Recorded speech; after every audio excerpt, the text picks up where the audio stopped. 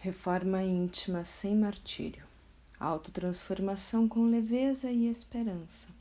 De Vanderlei Oliveira e Hermancy Defoe. Introdução. Abre aspas. Em princípio, o homem que se exalça, que ergue uma estátua à sua própria virtude, anula, por esse simples fato, todo o mérito real que possa ter. Entretanto, que direi daquele cujo único valor consiste em parecer o que não é? Admito de boa mente que o homem que pratica o bem experimenta uma satisfação íntima em seu coração, mas, desde que tal satisfação se exteriorize para colher elogios, degenera em amor próprio. Fecha aspas. O Evangelho segundo o Espiritismo, capítulo 17, item 8. Estudioso discípulo do Espiritismo nos propôs a seguinte indagação: que revelações novas teriam os amigos espirituais em favor do aperfeiçoamento interior nessa hora de tantas lutas na humanidade? Em resposta a seu pedido sincero de aprender, registramos os textos aqui discorridos. Não constituem novidades, e sim um enfoque prático para velhas questões morais que absorvem quantos anseiam pela melhoria de si mesmos. Nossa proposta é apresentar algumas ideias-chave para fins de meditação e autoaferição, ou ainda para estudos em grupos que anseiam por buscar respostas sobre as intrigantes questões da vida interior. Se não entendermos realmente a razão de nossas atitudes, não reuniremos condições indispensáveis para o serviço renovador de nós mesmos. A capacidade de administrar o mundo objetivo torna-se a cada dia mais precisa e rica de tecnologia para melhor eficácia nos resultados. Todavia, a inabilidade na gerência do mundo íntimo é comprovada a todo instante pelos atestados de descontrole e insatisfação que o homem tem demonstrado em sua vida pessoal. Homens vencedores edificam pontes maravilhosas que se tornam cartões postais no mundo inteiro. Porém, nem sempre dominam a arte de construir um singelo fio de atenção que possa estabelecer uma ponte entre ele e seu próximo, diminuindo a distância que os separa. Cirurgiões habilidosos transplantam órgãos sensíveis com precisão e controle nos dedos. No entanto, constantemente se desequilibram quando o pequeno talher escapa das singelas mãos de seu filho, gerando perturbação e mal-estar na prole. Se a essência da proposta educativa do Espiritismo é a melhoria espiritual pela reforma íntima, essa, por sua vez, tem por objetivo libertar a consciência dos grilhões do ego, para que possa brilhar com exuberância, sem as sombras que teimam em ofuscá-la. Travamos, ao iniciar a renovação de nós mesmos, uma batalha entre ego e consciência, nos rumos da conquista do self definitivo e glorioso. Reforma íntima. Eis o tema predileto dos adeptos do Espiritismo no vastíssimo conjunto de assuntos elevados que nos desafiam o entendimento do ponto de vista do espírito imortal. Apesar de sua predileção, constata-se que a assiduidade com a qual é tratada não lhe tem garantido noções mais dilatadas, que permitam esforço consciente na transformação da personalidade humana. Nessa ótica, detalhemos alguns conceitos sobre reforma íntima que merecem ser resgatados no seu melhor entendimento. É uma construção gradativa de valores, visando a solidificação de qualidades eternas. É uma proposta de plenitude e não de derrotismo. É fazer mais luz para varrer as sombras. Muitos, porém, acreditam que luz se faz extinguindo as trevas. É a formação do homem de bem. Não se trata de deslocar vícios e colocar virtudes. É dada muita importância às imperfeições nos ambientes da doutrina, quando deveríamos falar mais das virtudes do homem de bem. É um processo libertador da consciência. Não se trata de vencer o ego, mas conquistá-lo pelo domínio natural da voz divina que ecoa em nossa intimidade. Reforma íntima não deve ser entendida apenas como contenção de impulsos inferiores. Muito além disso, torna-se urgente analisá-la como compromisso de trabalhar pelo desenvolvimento dos autênticos valores humanos na intimidade. Circunscrevê-la a regimes de disciplina pela vigilância e vontade poderá instituir a cultura do martírio e da tormenta como quesitos indispensáveis ao seu dinamismo. Contenção é a aglutinação de forças de defesa contra a rotina mental dos reflexos do mal em nós. Todavia, somente a edificação da personalidade cristã, fértil de qualidades morais nobres, permitirá a paz interior e o serviço de libertação definitiva para além da morte corporal. Por essa razão, entre os seguidores da mensagem espírita, urge difundir noções mais lúcidas sobre o nível de comprometimento a que devem se afeiçoar todos os seus aprendizes. Apenas evitar o mal não basta. É imperioso fazer todo o bem ao nosso alcance. A reforma de profundidade exige devoção integral aos deveres da espiritualização, onde quer que estejamos, criando condições para vivências íntimas que assegurem revoluções afetivas, revitalizadoras e motivadoras, a rumos mais vastos na ação e na reação. É a criação de condicionamentos novos e elevados. Assim como o corpo não extirpa partes adoecidas, mas procura harmonizá-las ao todo, a alma procede seu crescimento dentro do princípio de reaproveitamento de todas as experiências infelizes.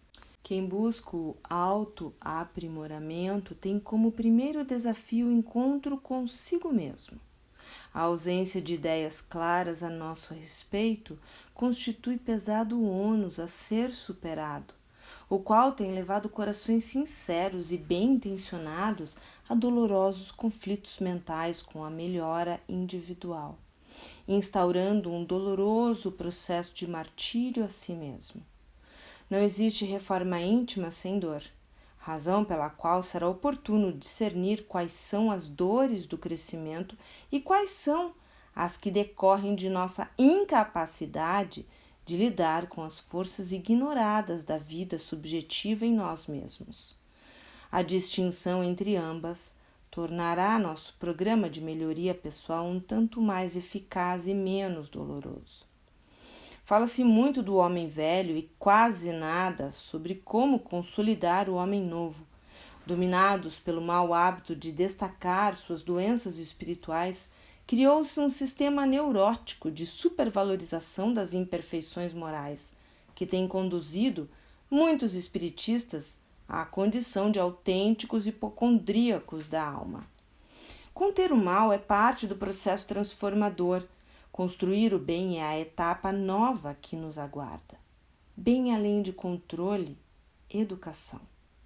Acima de disciplina com inclinações, desenvolvimento de qualidades inatas. Maturidade pode ser definida pela capacidade individual de ouvir a consciência em detrimento dos apelos do ego.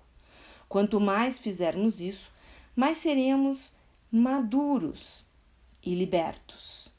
A saúde é estar em contato pleno com a consciência e a doença é a escravidão ao ego. Reformar-se é tomar consciência de si mesmo, da perfeição latente à qual nos destinamos. Em outras palavras, estamos enaltecendo o ato da autoeducação. Foi o notável Jung quem afirmou, abre aspas, até onde podemos discernir, O único propósito da existência humana é acender uma luz na escuridão do mero ser. Fecha aspas. Imperioso que acendamos essa luz, a luz que promana da autocrítica, sem a qual não nos educaremos. E como exercer um juízo crítico honesto, sem conhecimento das artimanhas da velha personalidade que geramos? Senso crítico é, portanto, um dos pilares essenciais para a formação da autoconsciência, o qual nos permitirá desvendar as trilhas em direção aos tesouros divinos incrustados em pleno coração dessa selva de imperfeições que trazemos no doevo. Apresentamos nesta obra alguns mapas para desbravar essa selva com segurança. Rotas para velhos temas morais já conhecidos de todos nós, mas que nem sempre conseguimos trazer à intimidade do entendimento satisfatório, atendendo ao anseio exuberante que espraia de nossas almas na construção da personalidade nova. De certo, como todo mapa, os caminhos para se atingir o destino são variados e pessoais, conforme a ótica e a escolha de cada qual, e por esse motivo entregamos todas as nossas abordagens com total despretensão quanto a resultados. Todavia, como a peregrinação pelos vales sombrios da nossa intimidade é repleta de imprevistos e ciladas, não abdicamos da palavra clara e sincera, acrescendo alguns exemplos de histórias dolorosas de quantos foram iluminados pela luz da doutrina espírita sem iluminarem a si mesmos com a luz da experiência e da renovação. Jamais nos moveu a intenção de que nossas considerações aqui exaradas pudessem constituir um roteiro de orientação ou uma tese didática sobre o tema com o objetivo de traçar normas de conduta. Para nós, não ultrapassam a condição de sugestões para diálogo em grupo ou meditações individuais. Nossos textos são um início de conversa, um ponto de partida para que vós, outros na Terra, empreendam a discussão livre e salutar sobre os caminhos da transformação humana à luz do espírito imortal. Nosso coração estará sempre onde existirem os diálogos francos e produtivos acerca desse tema.